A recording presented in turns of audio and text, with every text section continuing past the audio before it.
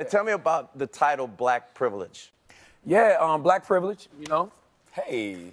All right. Listen, the first time I came here, I was just promoting that book, but, you know, it was on the New York Times bestsellers list for 7 weeks. Congratulations. 7 weeks in a row, yeah.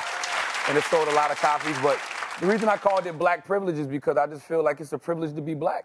You know, I don't want my people to think that their black skin is a burden or a liability. Like, you know, I want them to know that there's power in this melanin. Of course. You know?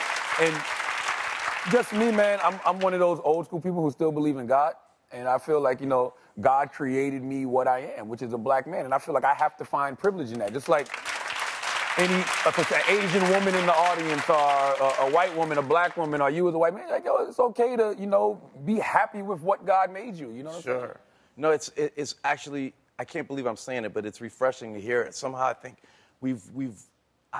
I think about the way I grew up, and I found it fascinating that there would be people looking at one another in a discriminatory way because of my culture, the way I grew up. And it's so funny to hear you say, you know, being black is not a burden, it's not a handicap. And I'm thinking, well, yeah, neither is being white or being tall or being short. Yeah. But a lot of people don't have the privilege of growing up around that and seeing that diversity, which makes us so great as a country. Well, like, I don't think it's anything wrong with repping what you are, though. But I do see what you're saying. We're all human beings at the end of the day. So what we need... You repping with who you are is great, and I think that's terrific. But we don't need to belabor the fact that, you know... the differences. Yeah, I mean, that's what makes us beautiful. Well, let's go take extraterrestrials to come down to make everybody realize.